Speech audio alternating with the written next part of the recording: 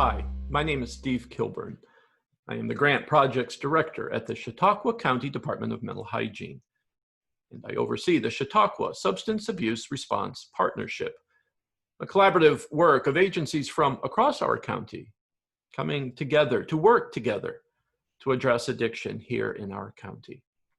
During this series of videos that we have called Let's Heal Together, Conversations to Combat Addiction, we've had opportunity to feature the work of our partner agencies.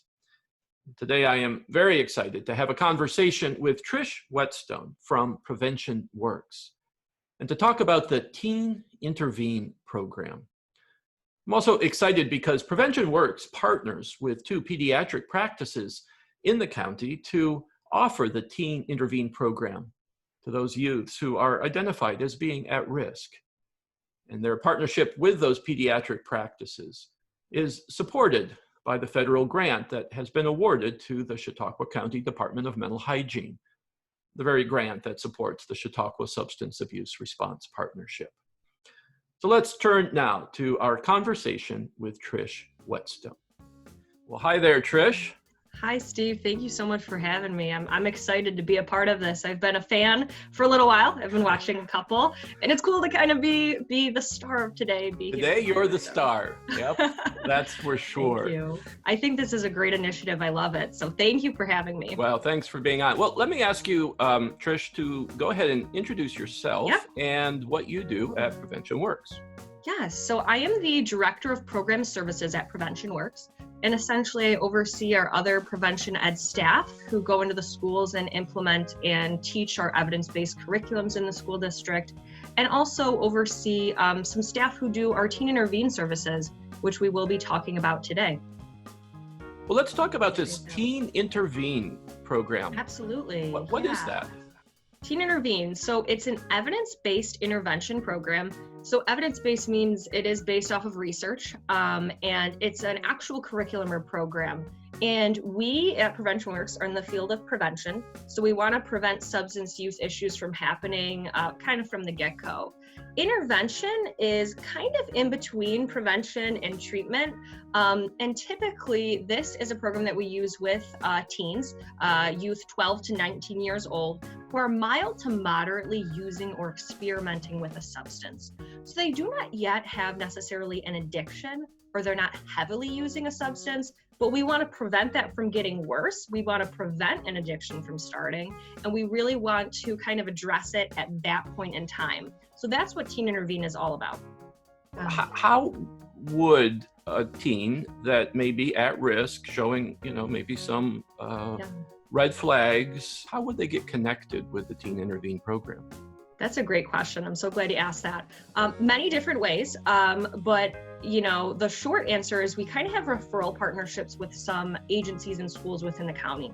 So for example, we have a couple schools that actually have a school policy that if a student is caught using a substance in school during a sporting event, they actually are required to take Teen Intervene sessions with a prevention educator from Prevention Works in order to lessen their suspension or whatever it is. And it's actually a policy. We also have connections with, we're really excited about this past year, some pediatric offices, local pediatric offices, in which they make referrals to us whenever a patient indicates on the screening that they're using or experimenting with substances. So one way is kind of through a referral process like that. Another way is just through the awareness that we have throughout the community. Schools and agencies and families are starting to hear more about us through great resources like this, right? And they can just directly call us and say, hey, I would like to enter my teen in the Teen Intervene program. And then lastly, I will say we have had multiple students who had us in the school in another capacity in one of like the classroom-based presentations or programs, and they've actually reached out to an educator saying, hey, I'm kind of using and I think I need some help. That's terrific. What a great resource. So if let's say, again, say I'm a parent of a teen, have some concerns, we've talked about it, he or she is willing to come in and see one of you folks, what's going to happen? What would they Yeah. expect coming in then? Really, really good question. It's typically 3 to 5 sessions teen intervene. And the standard 3 sessions are typically 2 sessions privately with the individual teen or young adult first. I see. And then the third session is in which we can kind of bring in and integrate a parent session or a parent or guardian session. So the parent can absolutely be a part of it, but we do a little bit of the individualized services first, Yeah. and then we can have the parent be aware of and part of the program as well.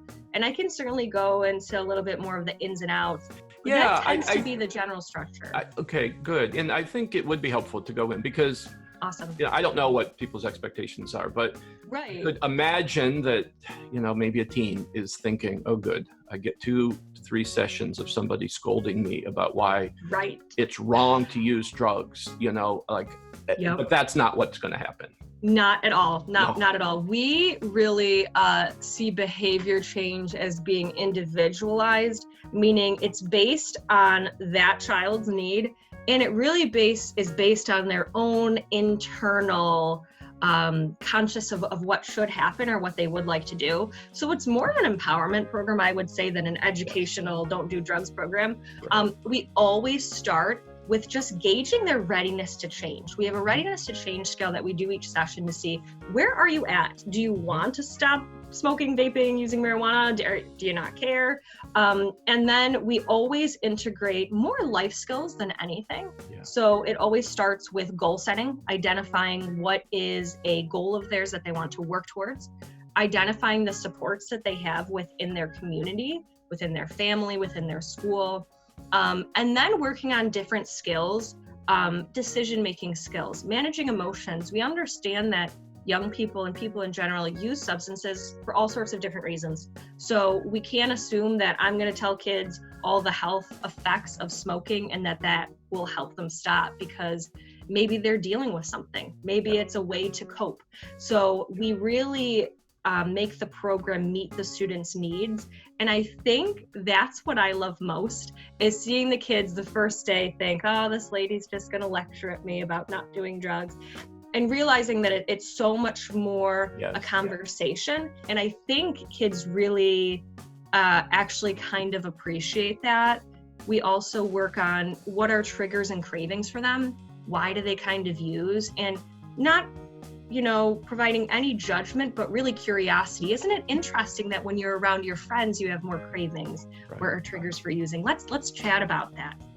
I do think that there may be a lingering, misunderstanding that prevention education is just trying to sort of pound a just say no message across. Right. And that's absolutely not. And of course, for, young people, old people, when we're treated, like an individual, and what we care about is taken seriously, how positive, how uplifting. Yeah, so I agree. Yeah, I love that you said treated like an individual. I think the aspect in which we bring education to this, so it's a lot of skill building, like I said, how to handle peer pressure, how to cope with our emotions, how to build our social skills so we maybe don't feel the need to use drugs.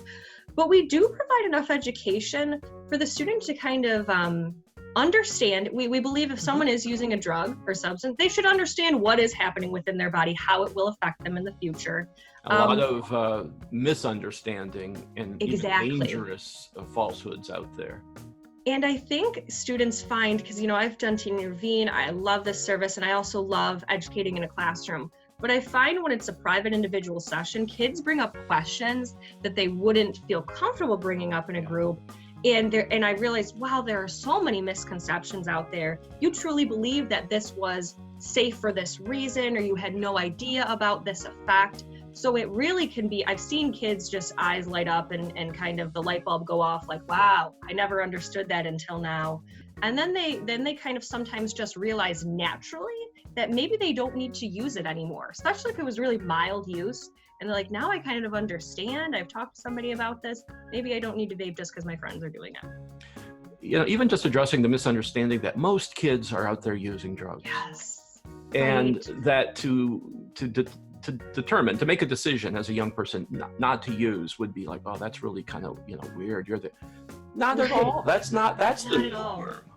Absolutely. The majority of students, young people, and even most people don't use substances in general. We always try and bring that awareness that, guess what? It's really a small minority. And I love to have that conversation with kids, and they'll say, but, 5 of my friends vape. And it's like, well, are 5 of your friends representative of all the 14-year-olds in the world? They're not. And kind of realizing that there are other opportunities out there, and that you don't have to go with this specific minority that just kind of seems loud. We kind of like, we remember things that are surprising or Dramatic. kind of dramatic, and we're like, so and so got drunk. Oh my! So it kind of like skews our view to think that it is the majority that use, when it really isn't. So I love that you brought that up. That's a huge part of all that we provide at Prevention Works. But I think it's a strong component of this program, allowing kids to recognize that.